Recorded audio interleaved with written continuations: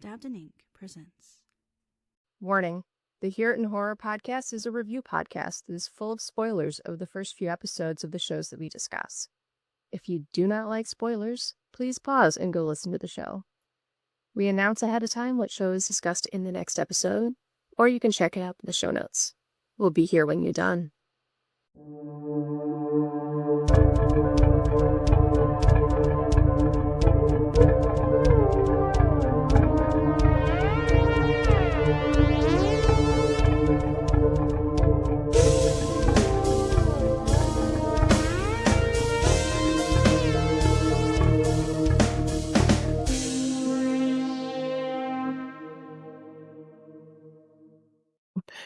Hello, everybody. Thank you for joining us for another episode of Hear It in Horror, where we dive into the depths of horror audio fiction and tell you if it's worth your nightmares.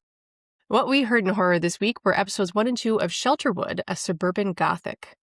Shelterwood is a docu-horror podcast written and produced by Stephen Indrisano.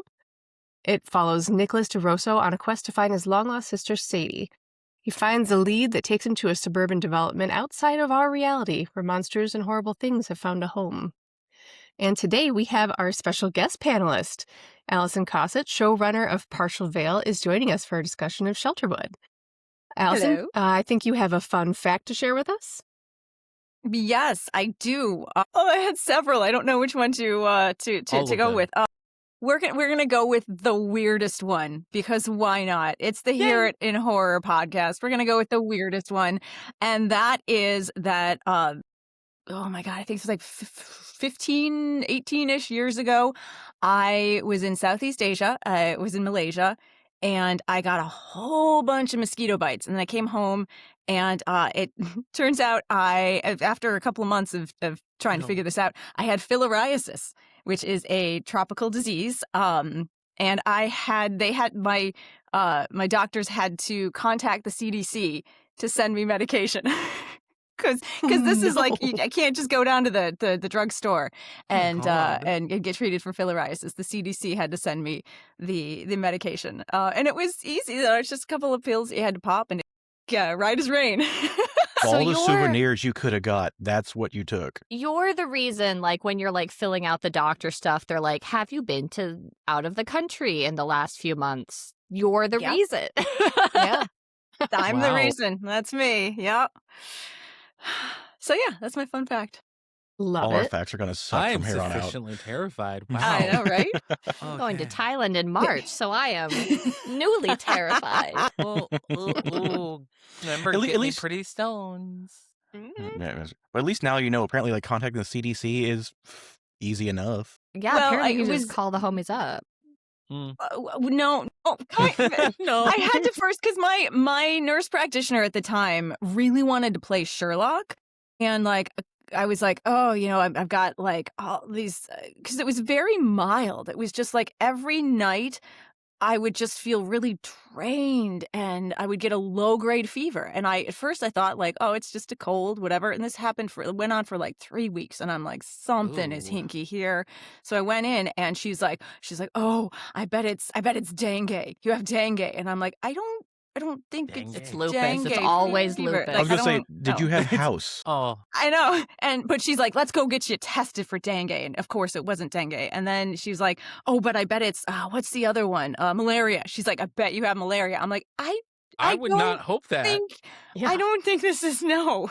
And so she's like, we're going to get you tested. And so, like, test me for malaria. And so she went through, like, all these different things before finally she was like, well, maybe we should send you to the infectious tropical disease section. I was in Seattle at the time, at Seattle University. And I was like, that was an option from the beginning? Why didn't we do that first? Why didn't At least they cared, though, because I would have been like, hey, you're tired every night? Fucking welcome to the party. Yeah, there's like, oh, welcome to being Congrats, old. you're a human. Late stage capitalism gets us all, you know? All right. So, Allison, you may or may not know this, but we usually start with a surprise fun fact and try to figure out who it is. And that is the person that opens up their thoughts and feelings on the podcast that we're listening to. It's you. So, this one, this person has been described as distressingly knowledgeable about cursed objects by at least 3 librarians. Jessica. Okay, this could be Izzy, though, and Izzy's not here. Yes, it could potentially be Izzy. I don't know who it is. So Wait, the could person it has be- to reveal themselves. It's Izzy. I feel like it's Jessica or Ashley. But Ashley's not We here. won't know. It's not me. We quite won't have simply the won't story. know. I think I- I put that one in there. Clay, you were just making You stuff think? up. Thinking it was Clay. You I'm like, think? that seems like a Clay thing to say. Well, you have to tell the story. Okay, so I was that kid who got like I had to ride the bus. My bus got to school early always, and so instead of spending like time amongst the rest of high school, because socializing not really a thing I do well even now, I went to the library every morning, and once I started running out of things to do and just researching and asking more and more questions, I started finding rabbit holes, and I really loved occult, esoterica, all this great stuff, and that caused concern in South Texas. He's got a demon in him. So like everyone else is like doodling I heart whoever the hell, and mine has like the seal of Solomon on my book, and That's just protection against demons. That's Right? that's thinking ahead. That's smart. True. And then it served off because later on I'm watching Hell of a Boss. I'm like, ooh, I know who that is. So it eventually pays off. Wow. Well, Clay, I'm what did you sorry, think of Jessica, Shelterwood? You scream like you have a menagerie of cursed objects in your basement. I just get that vibe. That's fair. No, I only got 2. But yeah, I'll show those later. As far as what I think about Shelterwood, I really enjoyed it. 2 episodes it's mostly been world building. It did not go where I was thinking it was going to go. We'll get to that when we do the recaps.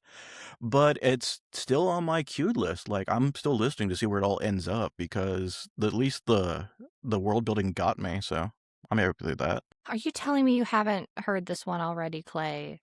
No. I've No, grown okay. so Really? dependent on The knowing easiest way to things. tell is if at episode 1 or 2 there is blood, guts, death, maybe some sex. I've probably listened to it. If there's not, there's a chance I haven't. He's got a type, Fair. ladies and gentlemen.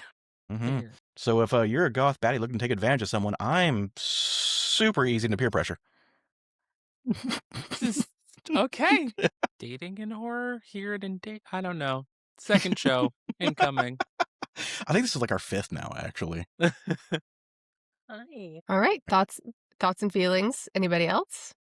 First impressions? I'll say it's Shelterwood, a suburban Gothic. I will say I don't think this qualifies as Gothic, and we can kind of get into that a little bit later. But I liked it a lot. I think this is a format we actually haven't seen yet, where it's sort of I wrote down like true crime, but it's obviously not true crime because 1, it's fictional, and 2, it's supernatural. But sort of an investigative, like, jump into something that's obviously fiction, but stays within the meta of its own, like, world building. I thought that was, like, a really cool format they have, where it's like you have your 2 hosts. One's the producer, one's the guy who's actually, like, in it. And then you have, like, them talking over recordings of them from actually going to the place. And then they have their friends doing voice acting for like research and stuff. I thought it was a really cool format that really kept your interest by having like different sections within longer episodes compared to what we're kind of used to with like 20-minute episodes. These went more like 40 minutes. So yeah, I thought it was a lot of fun, and I'm interested to see where it goes. Allison, go. Okay, I'll go. I really appreciated it. It was not something that like super grabbed me, but I really liked the production values were excellent. The flow of it was really good. It's one of those where like I felt it was like a vanilla, but like a really nice quality vanilla. It's not something that French I would vanilla. really French vanilla from like a I'm really smelling a fancy pepper. place. And it's not something that I would like get excited like, oh, they've got vanilla. I wouldn't go out of my way for it, but listening to it, I found a lot I appreciated about it. I kept asking myself like, what do I think I will continue? I don't know that I will. Like it didn't I wanted tingles, and it was just kind of like, okay, that's neat. All right. But all that to say, I still think it was very well done for what it is. I'm so glad I'm not alone. I was really afraid. I was scared. So I like to listen to the shows the day of, so I'm like fresh And I had enough time to listen to a third, and I just declined to listen to a third. It has some issues for me that I'm sure we will get into.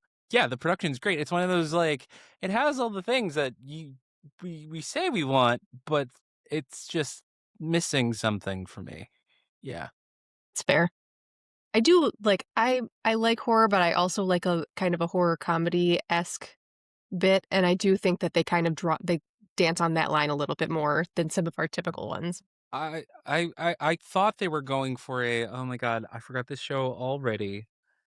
Like a Only Murders in the Building vibe, a slightly more serious, and they never. Yeah, they just didn't pick which side of the fence they wanted to be on that. Yeah. See, and for me, and I'm sure we'll talk about, like, okay, so this is Here in Horror, and horror covers so many different things. I'm waiting for the horror in this. Yeah, Exactly. Like, That's What are you way talking too about? The long to pictures you. bite you. I did really like Okay, that. can we thought it was just fun. quickly, because you brought it up, he is a 6'2", 6'7" man who's like 300 plus pounds, and Damn, that's his Allonte. voice?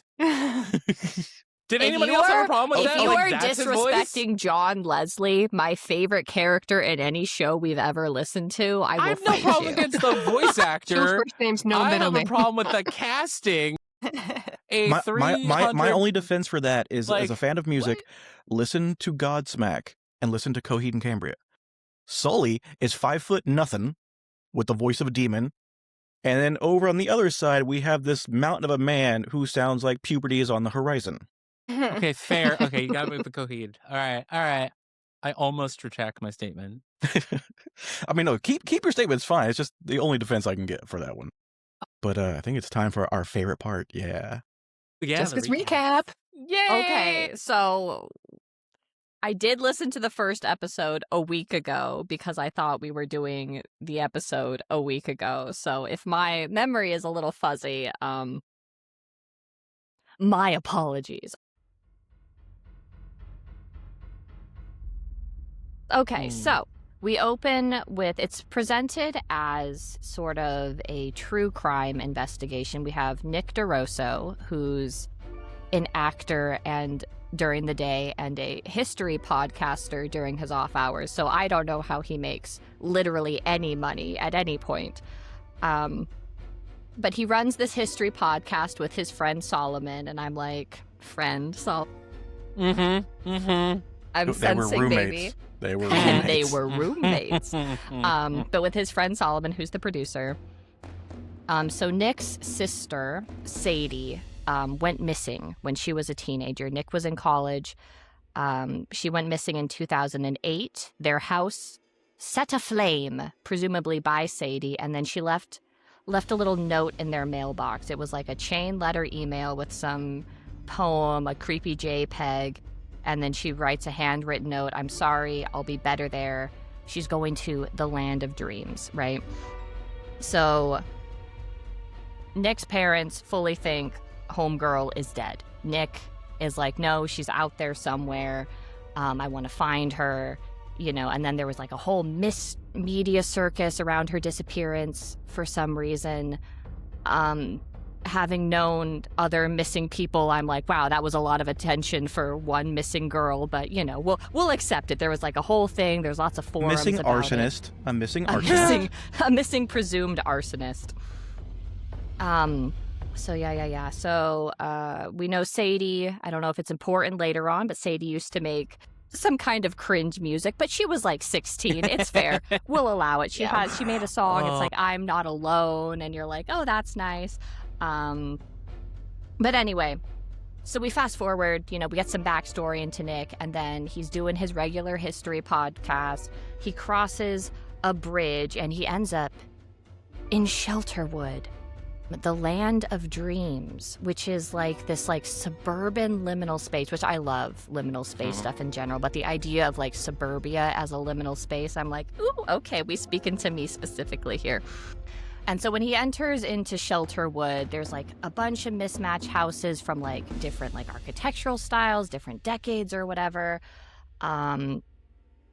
It's really cool, and he's still able to like text and message Solomon and send him pictures throughout this whole thing. So I'm like, okay, so that's kind of neat, because usually when we enter like bizarro worlds, we're cut off from the rest of the world, we're stuck here, which kind of removes some of the danger element. But I'm sure we'll get into that later. He's pretty chill about it, honestly, entering like a liminal space. He's like making jokes, but then like the only thing that's consistent in like weirdo bizarro land, there's this like town hall in the center, and that's kind of where we end on the first episode. He sees the town hall, and so then we get into the second episode and we pick off right where we start. We have like a last time on Shelterwood, which is really nice, and then he meets John Leslie, who Allonte hates off the bat because he's too tall. I just think the voice Hate is a doesn't strong match the word. description.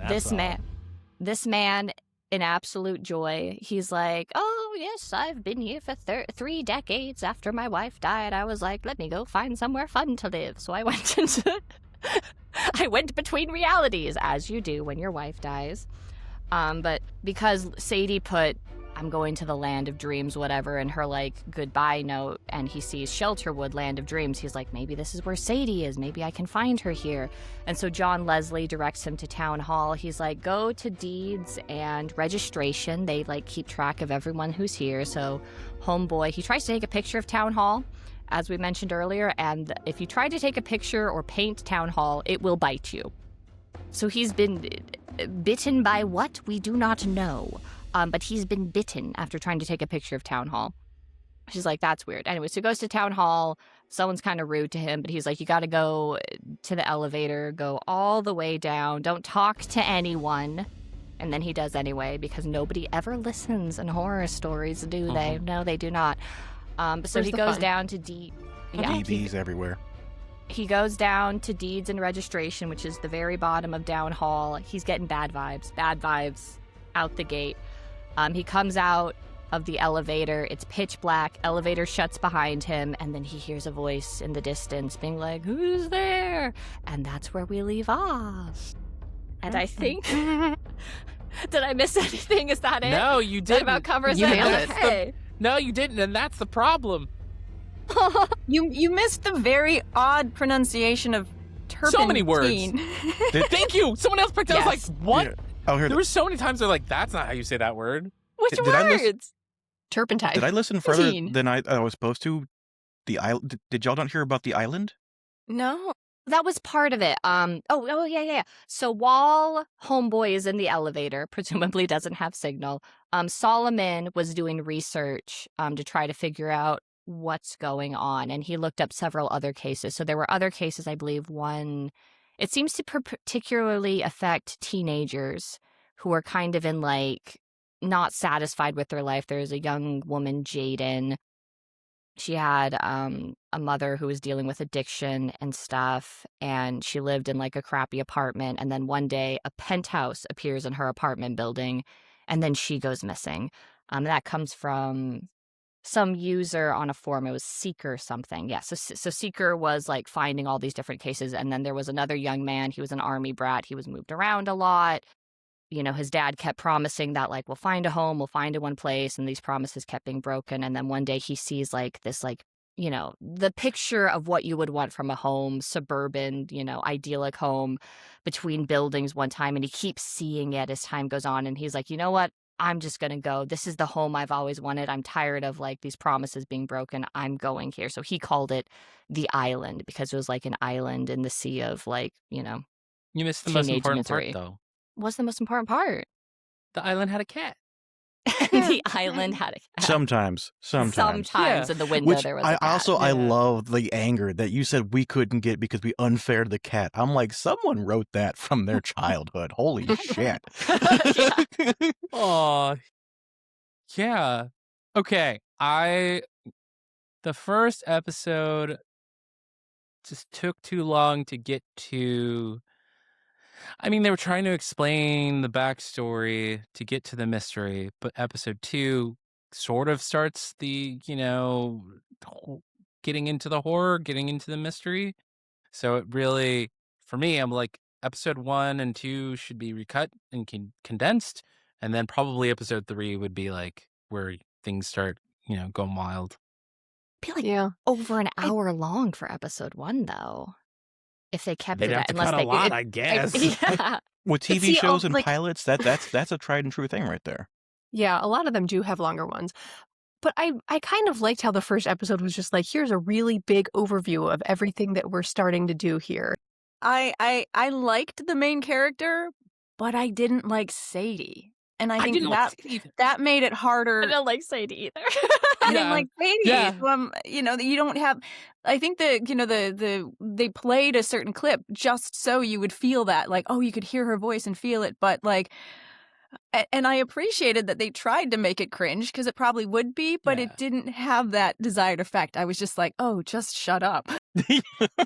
Just feeling bad. I'm like, oh wait, she's missing. I just. Well, I guess Mhm. part of it is also I don't feel that she's in any particular danger because you mentioned from the true. description, Morgan, that like there's monsters and stuff in this world, but we haven't seen any of these monsters yet. So to me, here's this teenage girl dealing with depression, dealing with like an unsatisfactory home life, who finds a rift between reality into this fantastical world that so far seems pretty rad. Yeah. That I'm like if I was her brother and I was like, oh, Sadie's here in this cool world with all these weirdo houses just living her best life, I'd be like, good for you, girl. Like, I'd want to find her and make sure she's okay. But Yeah. I guess we haven't really found the horror yet. We haven't really found a reason to want to like, now that we know that maybe she's here in this, like, again, fantastical world that I haven't, found to be dangerous yet, unless you take a picture of Townhall, I'd be like, good for you, because I'd do the same thing. If I was like, Still want to know why you burnt down our house, but I'm happy you're doing okay. yeah, that felt a little unnecessary, considering Jade and then the other guy didn't have to like demolish their homes to go to the new world. So not sure why we're burning our house down, but See, and that's one of the things too. Like, one of the reasons I want to make sure the island was on the show I listened to and didn't just have a fever dream was this show to me is like two different shows. You have very something like Tanis, like we're doing a lot of investigation. There's Form, all these different stories that may come together, and then you have the Suburb of Oz. I'm for one of these shows. And like again, Brilliant. like having a surreal landscape, because you talk about the liminal space, and to me, liminal is distilled horror. Mhm. This is just I'm waiting for Johnny Depp to pop up somewhere, and I'm angry about that. Mm. Yeah, Yeah, I just think that's a really good point. Is that like in shows, even if they start and they're still trying to shroud it in mystery, you still kind of get that vibe of like it's still creepy. And that I think you're getting like mixed signals. You're like Yeah. on this date and you're not sure if they're into you or not. You're like, but Yeah, I thought no wait, hey, they never are, Allison. They never are. They Oh, never. buddy. Okay, but isn't that a problem with the framework itself? Because I think that's also what some of this boils down to me. Boils down for me is like he's there narrating it from the start like it's a complete show, which means that there's probably no stakes because he's okay. Mhm. And we know he's going to be okay. Mhm. And Good also, point. you have to have this every now and then to keep the plot going along. But like, oh my God, this is such a strange, surreal world. And I found out where my sister goes. Well, I'm going in. Like, no pause, no hesitation. Like, bruh, get a backpack, get some snacks, get something at least. Like, Well, he is an actor, historian, podcaster. What else is he going to do? He doesn't need spend his water. last 50 cents on like a Yeah. Nutrigrain bar. Yeah. Yeah, I will say I mean, obviously I summarized based on the 2 episodes that I listened to, so there may not actually be monsters. That was me going, oh, some, subliminal spaces and creepy things happening, probably monsters. So Yeah. don't judge it based on what I told you it's about. But 'Cause that's a that ain't fair right. assumption, right? Like, even listening, like, if you are a listener having an expectation, if it's not there, then it feels And I think weird. even the trailer kind of like, of course, it didn't say there are monsters. It's like, there's some shit out there. And I'm like, okay, Mhm. I'm down for some shit. Yeah. Yeah. I mean, monsters is very vague. There's a lot of things that are monstrous. is not man the greatest monster of all? I never tire of that trope ever, ever. God, we got so many submissions to No Sleep where it's like, we didn't want to do supernatural because man is the greatest monster of all. And I'm like, what do you think the monsters are an allegory for? Oh my God. And I Anyway. think after Futurama did it so perfectly, like on the nose, it's like, okay, it's wrapped up now. No one can do better than Futurama did. Everyone just move on to something else now. It's still good. Don't get me wrong. I'm glad you appreciate the concept. It's been done perfectly. So what did this show do amazingly well then? Production was I great. have some The I have some music. high notes. The Yeah. music was good. Yeah. I have a list of things that I really liked. One, they have a transcript. That I love that, especially if you're like building a mystery and you want people to be able to like go back and easily find your little clues and stuff. Having a transcript just so you can like go back and see. Because I was like, oh, that's great. Because sometimes you're listening to an audio drama and maybe the audio's a little muddled. But I will say their enunciation is so good that I never really had to like pause or go back. Like they're speaking so clearly, which seems like such like a small little thing, but it's something I've been noticing as we've been listening to more audio dramas where it's like, I don't like, what did you? So they have such great enunciation. I'll say that they have, I like the format in general where it's like you have Nick and Solomon talking to each other and then you go into like the recordings from Nick and then you break it up with some commentary between them and then you have Solomon talking and then they brought in some extra voice actors. Still within the meta of like we're doing an investigative show, we brought in some friends to read these forum posts for us, kind of like what you'd see in like commentary YouTube, like Sarah Zed or like Jenny Nicholson or something, like something you'd see there. Mulder's shoulders. So that yeah, so like I love that. that was cool to see because otherwise it's like, okay, how do we have these people speaking their actual roles? But it's like, no, we brought in some people to like read these forum posts for you and stuff like that. So I thought that was cool. They had like music to bring it in at the beginning, the sound effects when we're actually in like the recorded portions from Nick when he's in Shelterwood had like just like the right amount of sound effects to like build the world without overwhelming you. Yeah, so overall like the production and the soundscape of everything, and I really like the format. I think that was all really well done. On that note, there's like there was one point where there's like this subtle rising static when things were getting like weird. Like it was just kind of like room tone, and I feel like you're not paying attention to it. You don't hear it like escalate. I really like that. And Sorry, was that when he was like passing the gates of Shelterwood? yeah, I think it was around then. I think Yeah. it was even a little bit afterwards too. But I do like as you were saying, the in meta, like, and this person's reading this role and for this. And another thing that I really like is when, the voice actors say their own name and the character they're playing at the end of credits. It just feels nice. It feels right. And I feel like more people should do that. That is all. I can only think of like 2 shows that do that. That's really good. Maybe I'll do that for season 3 of Partial Veil. No, Do it. by my peer pressure. I've caved. Our job here is done, gentlemen. I really liked, and Jessica was touched on it a little bit, but I'm going to draw it out even more. Is a lot of the either found footage or videotape recording stuff. Often they put the effect on it on the voice, and it makes it really hard to understand. And you're like, okay, I get that you're talking into a microphone and that it's going to be a little bit fuzzy, but like, I've lost it. I've lost what you're saying because I can't understand it. So I really appreciate that they didn't go with that because like, well, authenticity, we want to make this hard to understand. You're like, no, think of your audience.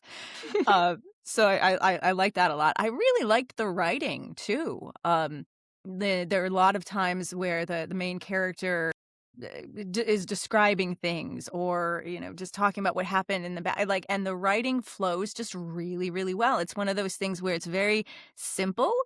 It's not like too floral or anything. It's not like, oh my god, this writing, but it really flows well and it tells the story. And I think writing like that is so often overlooked because it just flows and it's nice. And so like, yeah, top marks for that. And yeah, the production values are really good too.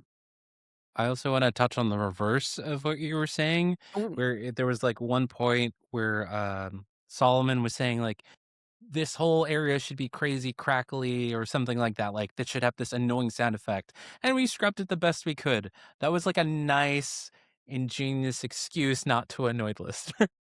Yeah. Yes. And while we're on that topic, so we've got Ollie in our chat who I think I said it just better. Realism is less important than accessibility every time. Yes. Yeah. That being said, for all you, Ollie, I'm going to record something through a payphone on a tape recorder and make you listen to it. All right. Well, I think we're ready for our 60-second reset.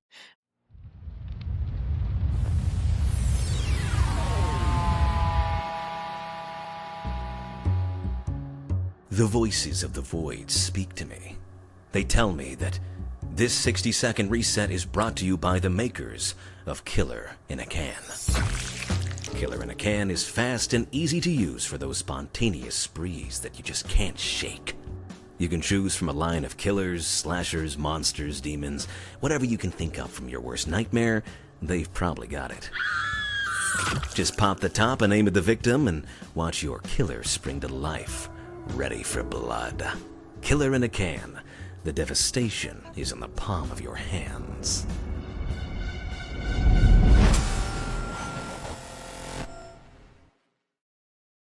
And we're back. We were just discussing how we all felt about Shelterwood, the pros and the cons and all of that great stuff with this really fun podcast. Now we're taking a little bit of a deeper look into the voice acting, any kind of questions for the showrunner that we might have popping up. I kind of don't really have anything bad to say about the voice acting. I no thought notes. I thought it was really good, and like you're saying, very clear. I didn't notice that I didn't need to go back and like be like, what did they say? Now that you brought it up, I'm like, yeah.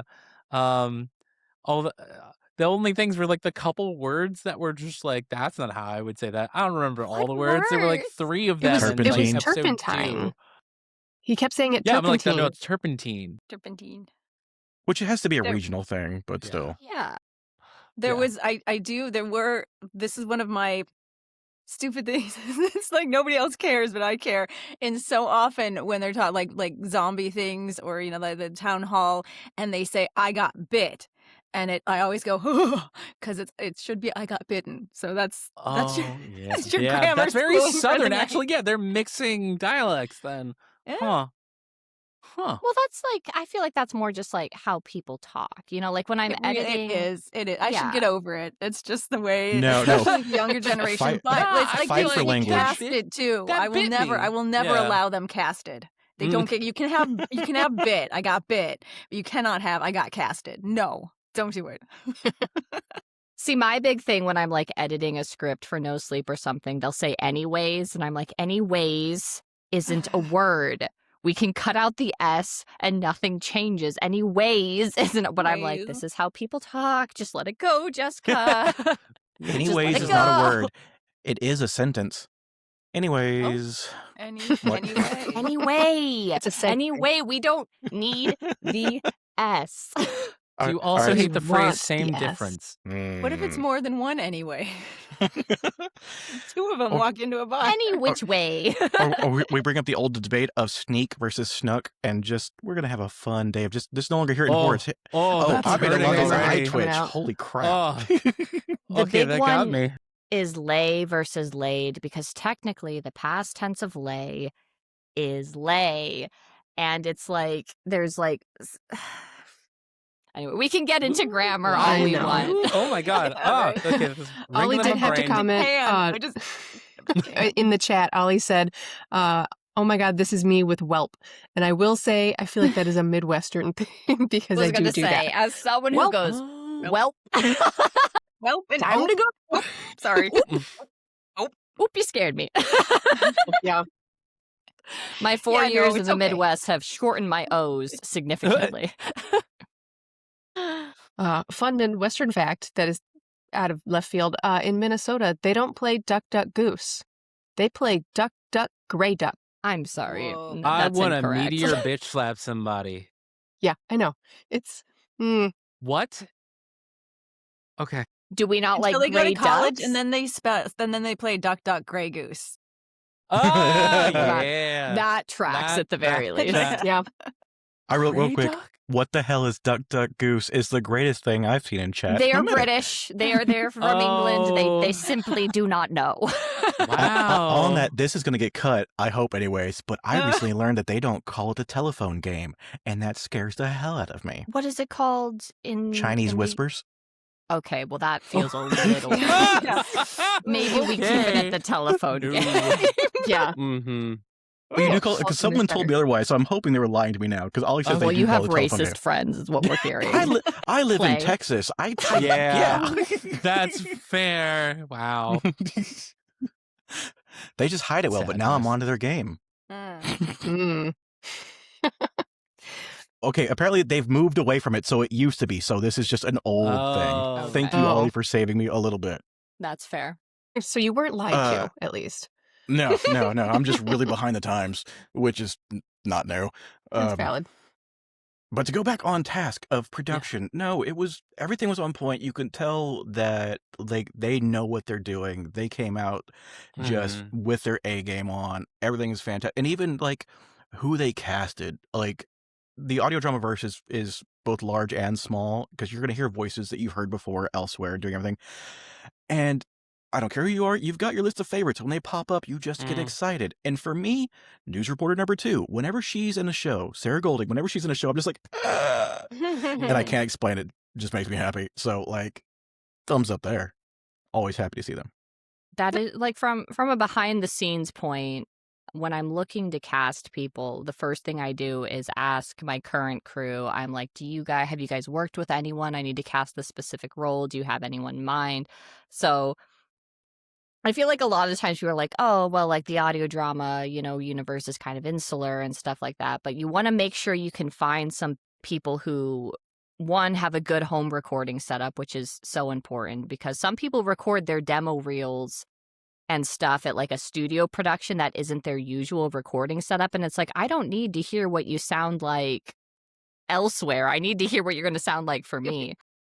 So you need a good home setup and you need to make sure people are like reliable with deadlines and stuff when you set them. So it's like when the audio universe does kind of feel like, oh, I keep hearing the same person over and over. That person is probably very professional, very prompt with responding to emails and getting their stuff in on time. So who was it? Sarah? Who now? Maybe I take notes. if you need like the British woman, yeah, go there. Wow. Okay. And then of course, all like, right. but talk about like prompt. Do you also have like a previous person we had, or at least for an interview, Jamie?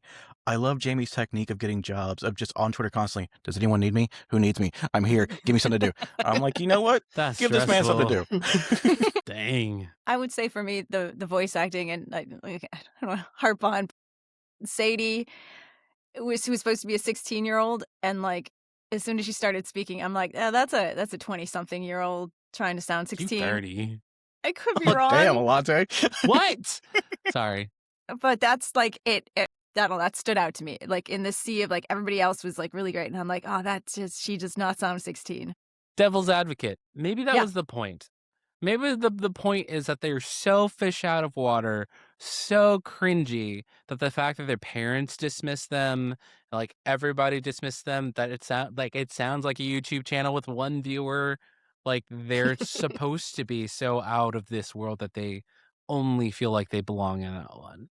But that's something like you kind of can't feel in the first 2 episodes, which is part of. Okay, so I'm mean, hoping that, that's what they go for. because Good in the for past them for writing a whole song for like this girl's always a like banger. music YouTube channel. I Mhm, was like, mhm, you know what? That's like the extra mile because like it's one thing to be like, yeah, she was really into music. She could play all these instruments. She was trying to like pursue this music career, and it's another thing to be like, okay, this is what it sounded like. So I was like, I not appreciate. my kind of music, Yeah. obviously, but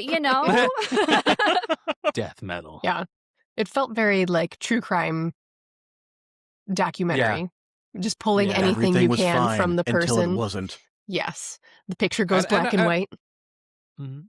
And I don't want to say like it was purposefully cringy. Like you could, like especially towards the end of the song, I could tell that the singer, the voice actor, whichever, however they choose to identify, actually does know how to sing and is like purposefully trying to make it cringy and Mhm. awful versus someone who's just like, I'm not sure if I can sing, you know? being So- asked to sing in an audio production when you have not expressly told people that you are willing to sing is an actual nightmare. Can confirm. There was this one Christmas story we did for No Sleep where I was part of like this background chorus. And I recorded some like extra lines. I was like, oh, if you need like background singing because they're supposed to be singing in the background while the narrator's talking or whatever, I recorded some extra lines of this Christmas song with like spooky lyrics or whatever. And then the producer fully included that, not in the background, just like me purely singing at the end. And I was like, I crave death. Dare you? I specifically do not sing in public, and I was like, why have you done this to me? Remember I'm those. so sorry. Remember those, second time's easier. And for all you audio drama producers out there listening, this is Jessica. They're up for the singing roles. No, I sent out an email to all of my voice actors. I'm like, are you comfortable singing? What is your range? Let me know. I will not cast you otherwise. I'm too scared. Oh, yeah. No, I don't even do karaoke. I'm like, please. I love God, karaoke. No. What's your My go-to karaoke is song? a death metal version of Toxic. That Fair. tracks. Allonte, Fair, are you a fair. metalhead? Because we haven't discussed this, and you cannot just bring this out of nowhere. It's fun. I'm very eclectic. I don't know. You look annoyed now. I've been trying to talk to so many people about music, and then I'm finding out people have interesting music tastes just recently, and nobody told me, and I'm upset. We have a whole music channel in the Hear It in Horror Discord, and nobody's been talking I feel like this is very about pointed at me Get with in the conversation there. that y'all didn't get to hear. anything. Yeah, Clay. Yeah, Claymont. Because, like, apparently in Allison's Discord, Clay's been giving all these different music recommendations, and apparently they're really good. And I'm just finding out now that Clay has taste, and I'm just Damn. offended. Damn. Okay. Clay should be offended. I'm doing math in my head. How long have we known each other? How long was the first episode ago? Shit, how offended should I be? there's a grading scale on this. Every month goes by, I'm like, no, yeah, this is getting worse. Not gonna lie. Right. Back on track. Do we have questions for the showrunner? What would we want to know from them? I would actually, how to put this in a question? Not necessarily like what's going to happen, but if these first 2 episodes are indicative, is like, do we get that same feel of it through the whole thing? Or does it take a dark turn? You know, one of those where it's like you start off and you're like, no, it's a cool world. You know, it's fun. We're having a happy time. And then maybe it gets like really dark just to fish out of water. Like, you know, you're like, whoa, you know, like look over here. Whoa. Does it do something like that?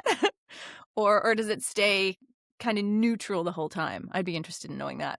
I guess we can kind of bring up here kind of the problem I have with the advertising, which is it's Shelterwood, you know, a Suburban Gothic. And I would argue that this is not Gothic at all. And like, I suppose I was like, did I just not know what Gothic means? So I looked it up. Please define it. Yeah, I was for going to me. ask that earlier when you brought that up. Like, how do you view it, or, you know, as Gothic? What do you define Gothic as? So, like, I looked it up, and again, it just feels like kind of something vibe-based, you know, as a general rule.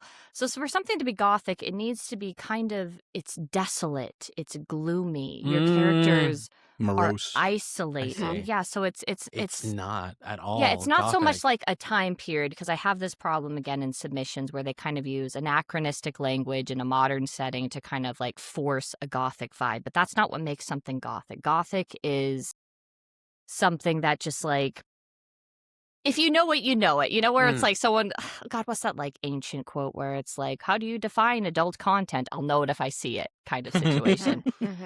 That ancient You know, quote, like Ollie some- says, the vibes. Yes. Ollie but- says Gothic is tragically romantic. Yeah. Well, It's okay, under that definition, maybe, but the way the vibe I'm getting from Jessica is like, when I'm here imagining what's going on, it's very colorful. It's very painting like, and they even reference paintings in the show. So yeah, I think you're right. Like Gothic needs to be There's no sense of Mm. isolation. If he entered this world and there was nobody in it, I think we could kind Well, of cling to but the Gothic a didn't little he? bit The more. first part that was I think a little weirdness for me is that when he first entered, like there was nobody there, and Yeah. that was giving these vibes. Then he goes into Townhall and it's packed with people, and you're like, wait, what? Exactly. I want It's to like there's- argue that somebody was there because he's actively recording for Solomon, who right, he's able to basically might contact be Solomon. there. Yeah. I mean, So, like- I think he's on the recorder there, but it's the same thing. It's like when I'm texting people on Discord, I'm technically alone, but I'm not alone. You know what I mean? Yeah. Right, there's no like turn of the screw here. I'm like mellowing in my own madness. What's real, what's not real situation. It's like I'm here, there's other people here. And immediately in episode 2, we meet John Leslie, who's just like the nicest guy. And he's like super charismatic and like we're cracking jokes along the way. It's like in Gothic, there's not really like a lot of humor involved. There's not a lot of levity or lightness, you know. So when we're looking at this and we're advertising it as, and even in the name calling it a suburban Gothic, I'm expecting like a certain tone here that I'm not necessarily getting. Mm-hmm. I've been here for 30 years. Right, like if he was like, when- if he was like, yes, it's just me here alone being miserable, I'd be like, yeah, me and my the chickens I chicken. have to requiem. Yeah. You know. Yeah, but Or when to he's have like, yeah, I'm that going... turn, like he was speaking, and I agree, like fantastic character. Yeah. And I kept waiting for that turn of his character to get a little bit spooky, and that didn't happen. He was just like, all Mhm. right, bye-bye. And I was like, oh, alrighty then. I mean, mean, he was a maybe it is delight. with No the- one should be a delight Yeah. in a Gothic Yeah. novel. Like in a Yeah. Gothic... Or in a liminal space, for that matter. Yeah.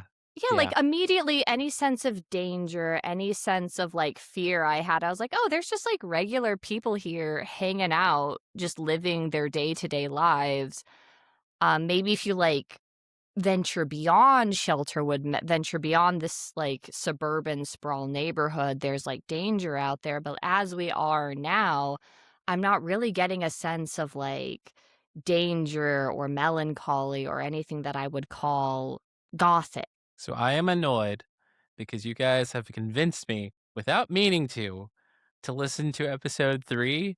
Because now unless that don't speak to anyone, if that is just something thrown away, then I'm super done with the show. But if that is like one of those key moments where like I should have listened, then yeah, like if everybody's like, maybe it is part of the HOA. Everyone has to be cheery. So everything they say, you know, even when it should be morose and serious, it has to be charismatic. Well, that Twilight That's Zone episode. interesting. Yes. That's interesting. Oh, now I have to listen to episode 3. I mean, rule of 3. We were going to bully you into that. At least I was going to bully you into that anyways. I'm kicking myself now for not listening to episode 3 before this. I know. Wow. You failed us. Yeah. It is like, my question would be, is the entire series planned out? Do you have a big Yes. overarching plan, not just for your first season, but for like everything here? Because it feels so like well planned out that I feel like that is the case, but I don't know. Maybe that's just the This- vibe I'm getting. That's the vibe I'm getting too. If this is not a one and done season kind of show, or you know, split the season in the same whatever, then they failed at their own mission. technology. We can see how far it's gone. No, we can only guess. Technologia. Okay, so Yeah, let's see. that's Let's true. see. Yeah, so we have. Well, My Ollie goodness just said that grievous. Lost felt very, very planned out in the first season, and that is true and a very valid point. Mm. Yeah, so I Don't hope take everything with From the first does not season. disappoint me. If it disappoints me, I'm going to be so mad.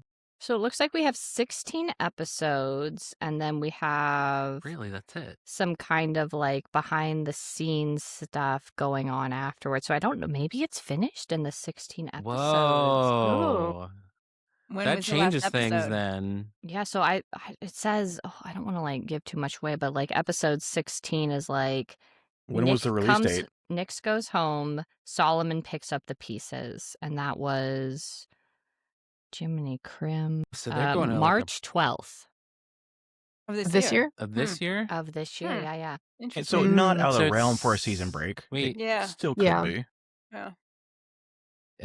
Interesting. And there's some like breakneck like stuff going on if there's only 16 up. If there's no break, if the one and done. Ollie says it's just the end of season 1, so we trust in Ollie. Okay. And Okay. for now.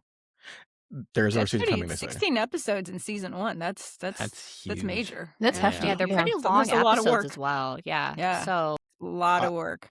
I feel like television, we need to codify what the hell a season is for audio dramas. Because, like, you have 1 year and 5 seasons. I'm just like, at that point, just call them arcs or something. This is not what this is. I'm Yeah. taking, or like, I like Will Be Gone. I do like Will Be Gone. They're like, I'm taking a season break. 2 weeks later, they're back. I'm just like, that's not what happened, my boy. well, I guess like the audio drama verse is so there's so many different like versions of what's going on. So like for No Sleep, for example, we have 25 episodes per season, and then we have about a month-long break before we start the next season, but we're an anthology series. So it's like, I guess I'll ask you, Allison, as you have like an ongoing singular firsthand experience. storyline. Like, what's your process for determining seasons and what makes a break and how often you release episodes? Well, I mean, I'm still a little green, but I do have 2 seasons of Partial Veil out. And for me, I really wanted to do an episode a week because I think any dang. more than that, you start to forget what's going on. And so I wanted to do the whole season, an episode every week. It's a lot of work. Yes, it is. Yeah. Yes, it is. Yeah. But I stand by that. I personally think going forward, that's what I'll keep doing. So for me, I think the first season of Partial Veil was September through November of last year. And then the second season was, again, I think pretty much the same dates. I don't think it's going to be that way with season 3. We'll see. But I really like doing that. And there are 11 episodes per season, which I'm going to stay with. Like, maybe if I do another podcast, it won't be 11 because 11 is a weird number, but I chose that on purpose because it's a weird show. But it's not like season 3 is going to be like 15 episodes. I think it's going to be the 11, 11, 11, 11. But I do know a lot of creators, I think especially with audio drama, when you are doing everything yourself and you have, a full-time job and a family, and you're just trying to get these episodes out, like sometimes they come out, like, it's like, hey, there's one. And then 3 months later, oh, here's another one. And then like a month later, oh, we got another one. And then 5 months later, oh, here you go, here's another one. And so it's really hard to make something like a hard and fast rule that says like, oh, this is what it should be. And while I get that, like, I understand that my demand is completely with no footing whatsoever, I'm still going to put it out there. Like, Okay, because like fair. I've got a buddy of mine who does the Liminal Lands. He was like, hey, no episode, it's deer camp season. I'm not there. And I was like, that makes sense. Like, we'll see you eventually. Camp season? So I'm just he's smiling out though. hunting right now. Yeah, So November 15th. At deer camp. Okay.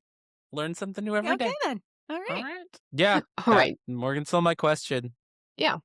Oh, I You did? know. Or did you not have one? No, you stole my question. That was my thing too. It's like it feels like they have a plan, but do they? Like, did they go at it like we've already written 16 episodes? This is a complete story. We're not going to do any more seasons. Yeah. No, don't I know. would say it They feels are, like so- that there's a story there because they're including these little details that I feel like are going to be important later on, like Sadie's interest in music, the fact that she was suffering from depression, early on. We have all these like threads that connect to each other that I feel like we'll see later on. I feel like there's a definite end goal in mind. Personally, that's just what, because like sometimes you'll listen to something where it's like we're just like throwing things out there and then we'll try to link them together later. This definitely feels like there is a plan involved. Mm. Yeah, with her song, you just reminded me of this when you said Sadie's music. I feel like something about her song is going to come back later. Like something with Her the song was lyrics. lyrics. There was a specifically lot of, like "I'm not alone," right? Well, it was Yeah. like, remember Well, that we're you're not not alone or alone. something like that. Yeah. And I feel Yeah. like that's going to end up coming back. Like he's going to hear it or he's Yeah. going to remember the lyrics and that's going to save him. I don't know. I feel like it's Yeah, important. it feels like breadcrumbs are very important because they keep hammering home the poem or the prose. I'll say, I think that, if this goes forward and it starts to delve into like some actual substance about like teenage loneliness and depression and everything like that could be really compelling. Like, Mhm.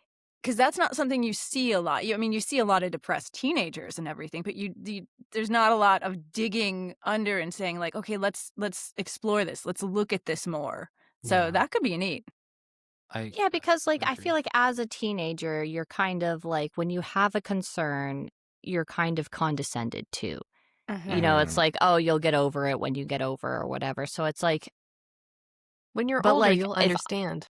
yeah, like that kind of stuff where it's like, oh, you're just being dramatic now because you're a teenager and your hormones are like Mhm. doing whatever. But like personally, if I was, because like I think they kind of like drove in that Sadie was kind of from an upper class family and stuff, and it's like, oh, what do you have to be upset about and sort of stuff like that. But it's like if I was a teenager and I was offered this opportunity to go, like, I don't know about you guys, but like reading worlds where someone escapes into another world and they're like, Yeah. oh no, I have to go back. I'm like, why? They're like, oh no, I have to like my parents, and I'm like, okay. Whatever. I think You know, I that's think where if I you go. I think if you end up being a fan of horror, you've probably got some Lost Boy vibe, and you at some point Yeah. you're just like, you know what, Neverland, That's take me fair. away. Like we're good, we're out there. Yeah, and like especially I'll this see there. world where like we haven't seen the horror element yet, but if I was offered a world where it's like here's this fantastical land of a bunch of different like houses mixed matched together, suburban sprawl for all of eternity sort of thing, I'd be like, yeah, I should go. Well, maybe the horror is you have to stay unresolved because there's that theme of liminality on top of liminality. Like being a teen is that liminal time, like that the death of a partner, that's a liminal time before you can heal and move forward. So I was just thinking about the guy who's been there 30 years. So he's kind of like still stuck, missing his wife. You could tell because he said, I want to live in that painting. He like wants to live in like the memory of her. Yeah. So, and yeah, I'm just wondering if maybe that's the thing where it's like, maybe that's the horror of like unable to evolve, to move forward. I like No. that. I like Yeah. that. Yeah, I was gonna Yeah, say, I I was mean, it like, makes a oh, lot the of idea sense. of the liminal being Yeah. like, because like Pressure. liminal is a transitional phase usually. You know, it's like when you have a liminal space, that's like a bridge. It's between this place and this other place. So if you're stuck in this liminal space, that is kind of like being a teenager. You're not quite a child. You're not quite an adult. And if you stay in that mindset, like that creates like a whole wealth of problems on its own. Oh, look at you, Allonte. Okay, I like this. I think we Somewhere figured the it creator's out. going, finally they got it. Aww. We only They listened to 2 found the episodes. horror. It's got to be nice to us. Thank you. All right. Any other questions? Final comments? Anything else? And I think the answer is probably going to be no, but because how I've like I said, listening to the show, to me it was two different shows essentially, and I'm like, and it's worked in the past, and not even just Medium. One of my favorite examples is Kiss. Detroit Rock City was 2 songs they slammed into one, made a banger. I was like, because it feels like this was 2 shows that just got wove together. So I'm curious if that was it. That's how it came to be, or this was just day one. This is where we're going. No wrong answer, but I'm just kind of curious on that one. Conversely, would you have liked it more if, say, it was just, what did you call it? Tanis?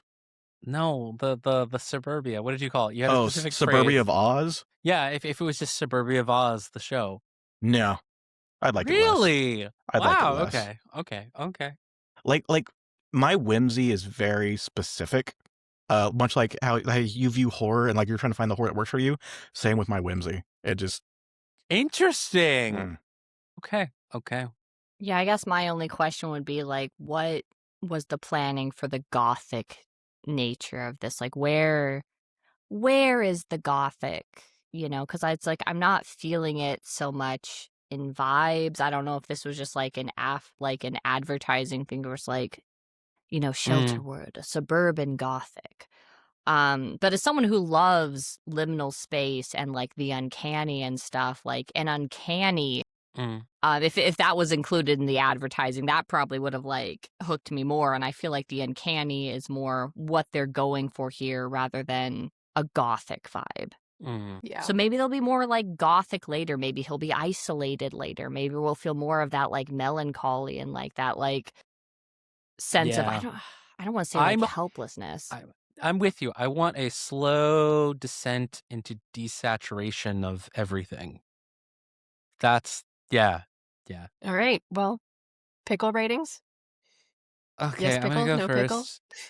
I'm gonna go first because I went into this with a no pickle, but this conversation has convinced me to give at least episode 3 and 4 a shot. So, giving you a quantum pickle. Schrodinger's pickle. Schrodinger's pickle Yeah. right now.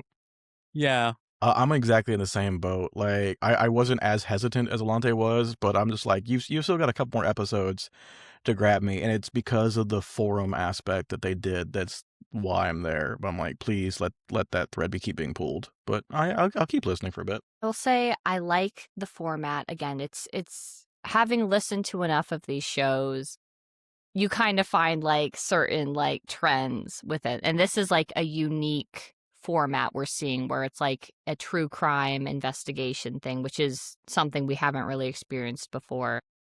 And the production value is top notch. The voice acting is up there. So it's like, I feel like these first 2 episodes are sort of laying the groundwork. We're getting the lore in, and we can explore deeper from there. So yeah, I'll say that this is definitely like, if in the first 2 episodes, the mystery hooks you and you like the characters and you like the setting, I'd say this is definitely worth exploring further because everything else is done so well. It's so easy to understand. It's so easy to listen to. I still listen at 2 times speed because my brain needs to move fast, but I say I'm definitely interested. And I don't know how this whole pickle thing works. Pickles are good. I like No pickles. pickles are bad. As long as they're not the sweet ones. Unless Get out you're of here me. with the sweet pickles. Same. Ew, That's ew, reversed. disgusting. Right. Like, Yeah. I will say, just something that Jessica noted that we hadn't said that it just popped in there. This might be like a really good gateway audio drama for those people who are audio drama. What's that? So they're used to the kind of podcast true crime genre style.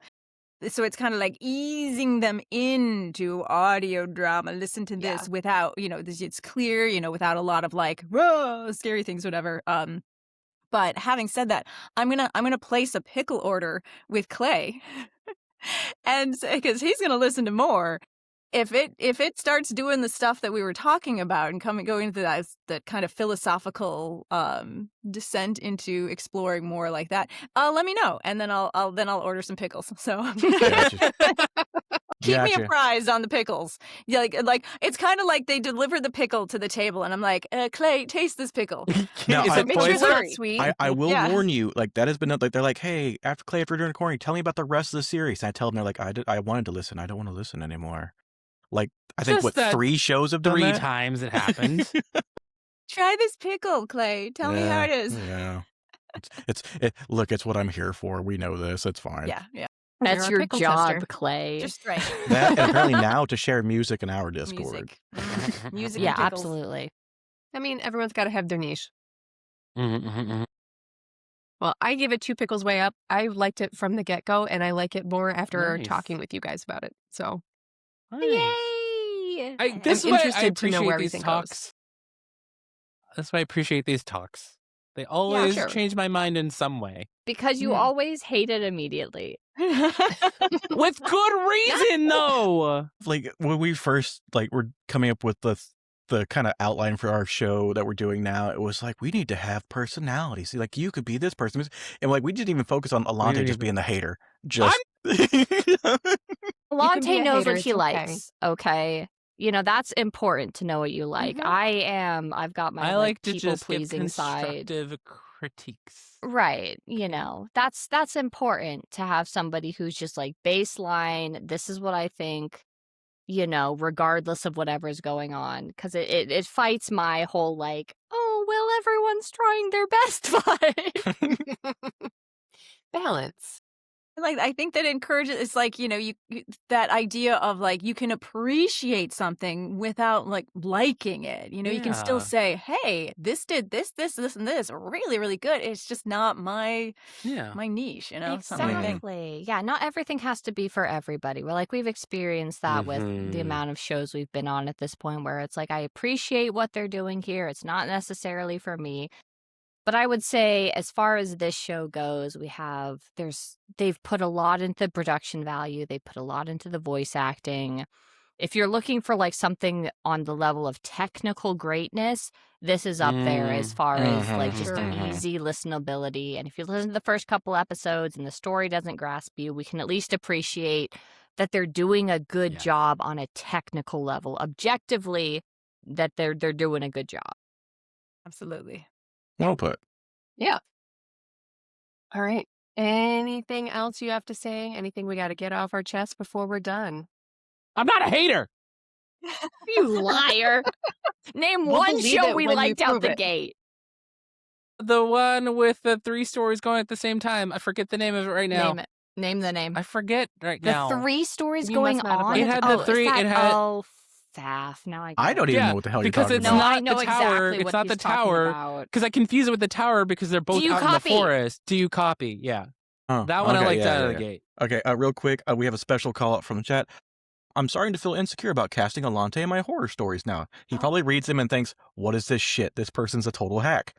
On the other hand, I'm now determined to write a story specifically for him in the next Suddenly Shocking. Ooh, Yeah. yes. Something to look You'll be in forward Suddenly to. Shocking. Don't worry, babe.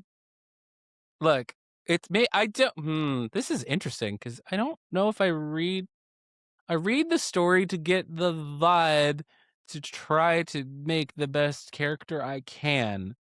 So it's different than reading it for enjoyment or necessarily. It's like I'm looking too far on the subtext to look at the text. You know what I'm saying? So I wouldn't stress. No, I get you. Because when you receive a story as like a voice actor, you're not like, I'm going to be critical of this story as a reader. You're thinking No. like, how do I embody this character? How What is am the I author going to read these? saying? Exactly. What's the Yeah. subtext here? Like, how do I, add nuance to this character? That Yeah. sort of thing. Yeah. So like when I receive a script as a voice actor, I'm not like, is this something I would read on my own? I'm reading it as like, okay, how do I do the best job I can to make this a good, recording? Yeah. Follow up, in my defense, I've only cast you in my shit stories so far. You calm down. Allonte's been in more stories. We're fine. Oh my god. Think of it. Have I been? I don't think I've been in a controversial story, but I don't think I've been in an objectively bad one. You're gonna have to tell me what that controversial story It was the is. very first story I did. Oh, that one was kind of dark. Yeah, fair enough. Yeah, yeah. It was lots of children died, and there were Lots other of children. lots of children died. Lots and of there children was- Yeah, died. when you have to use the word Hordes- lots, like you're not even children died, just lots hordes of children died. died. Hordes of children. Hordes of children died. Also, there was some weird. How would you explain boys being boys? There we go. Boys being boys. Lord of the Flies type situation. Lord, boys being boys. Yeah. Yeah. So. Hey, I will have On to listen that to that later. Well, It's a that difficult wraps one. up today's discussion. Thank you, everyone, for listening to this episode of Hear It in Horror Podcast. And thank you, Allison, for being our very special guest. We loved having you. Yep. If you haven't already, we hope you will give Shelterwood a listen and let us know what you think. If you have a horror podcast that you think that we should review, we would love to hear from you. If you're listening on YouTube, just comment below. If you're listening on your favorite podcast streaming app, you can find the links to Shelterwood and to the Submit a Suggestion in the show notes. And next time, we will be discussing Derelict. Until then, this episode ends, but the horror keeps playing. Bye. Ashley here, reminding you to check us out on Patreon, where you can get early access to episodes and, when you join, are automatically invited to all the recording sessions. Follow us on Instagram at Hear It in Horror Podcast for all the updates. Hear It in Horror Podcast is brought to you by Dabbed in Ink. Here, adventure.